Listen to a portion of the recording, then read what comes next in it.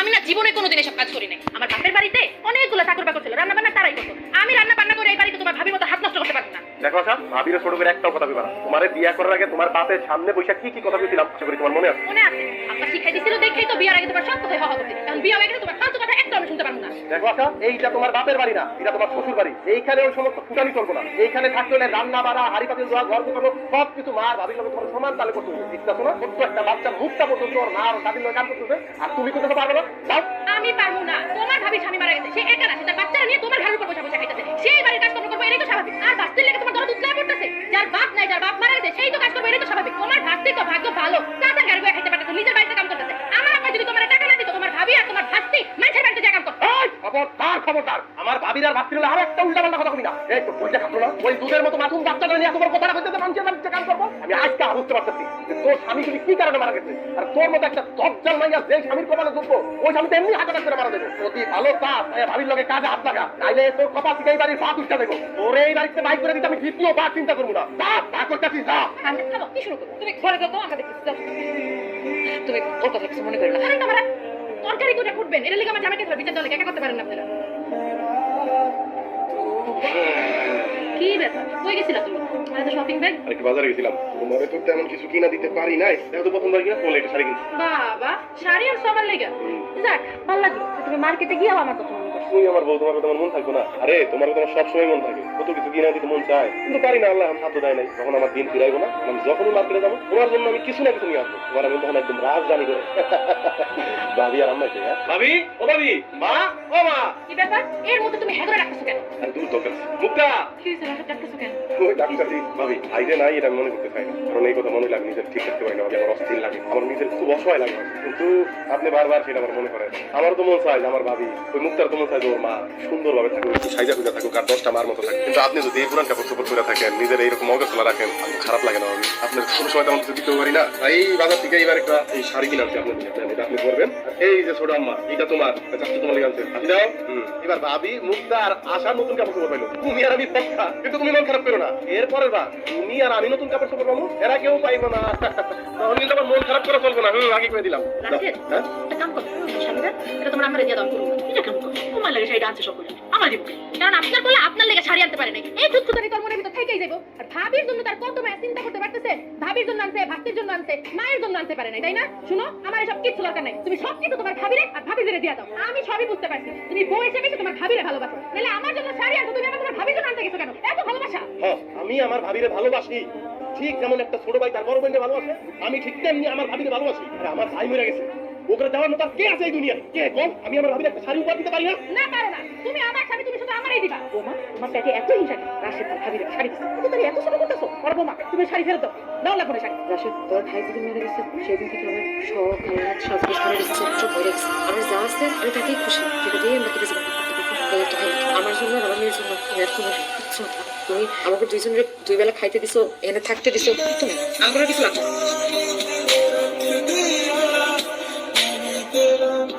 আশা, যদি আজকে আমার ভাবি আর ভাবি এই কাপড় চোপড় না করে, তুমিও তোমার সব কাপড় চোপড় এই বাড়ি থেকে ব্যাগে গুছাও।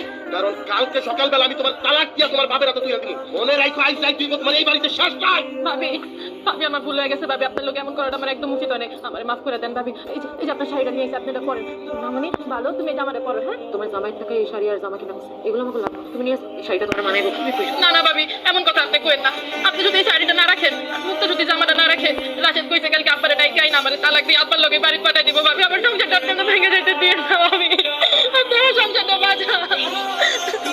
একটা মেয়ে হয়ে তো আমি আরেকটা মেয়ে সংসার করতে পারি, তুমি রেখেছো। ঠিক আছে, তাহলে পইরেন। অনেক রাখিস, আমি তাই ঘুমাই গেছি। মা দেখো জামাটা কি সুন্দর। ও মা দেখো না জামাটা কি সুন্দর। কি ব্যাপার ভাবি, আপনি কই যান? আমি আমার মেয়ে নিয়ে এবার যেতে তুমি আর একটা কথা বলতে আসবা না, আমার কথা হতে পারে। উত্তর করে দিলাম। তুমি যদি আর একটা বার কথা দাও না, আমার মাইয়া পছন্দ লাগে। আমি এটা নিয়ে এবার চেষ্টা করলাম। ভাবি সব কি কয়, কি হইছে? শ্বশুর বৌমারি অনেক আজে বাজে কইছে কি বৌমার সাথে নাকি অবৈধ সম্পর্ক। আমার আবার ঠিকই বলছে, রাশেদের লগে তার ভাবি ঠিকই সম্পর্ক আছে। আর যদি নাই থাকতো, রাশেদের কেন লেগে তার ভাবির প্রতি দরদ উতলায় পড়ে, আমার তো মনে হয় দেবর আর ভাবির অবৈধ সম্পর্কের কথা জানেই তার বড় ভাই হার্ট অ্যাটাক করে মরে গেছে। আল্লাহ দোহাই লাগে আশা, ছোট করে কথা কইও না। রাশেদ আর আমার সাথে কোনো সম্পর্ক নাই, আমার ছোট ভাইয়ের মতো। কি আছে দেবর ভাবি নাই? নাকি তুমি ভাই খালি দেবর ভাবি? এই বড় ভাই কার থাকে না? বড় ভাই মারা যায় না? কিন্তু বড় ভাই মরে গেলে দেবর ভাবি থেকে টাকাই দেখে না।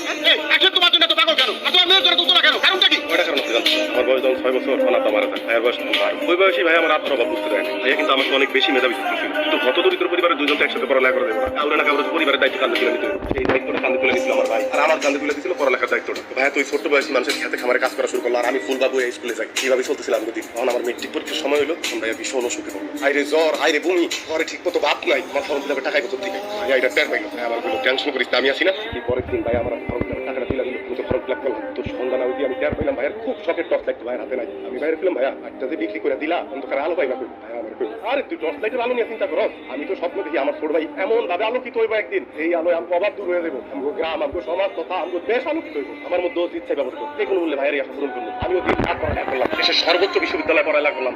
যখন মাস্টার্স পরীক্ষা দিলাম, তখন দেখি আমার শরীর আমার কথা শুনতেছে না। ডাক্তারের কাছে গেলাম, ডাক্তার আমার জানাই দিল যে আমার 2টা কিডনি ড্যামেজ।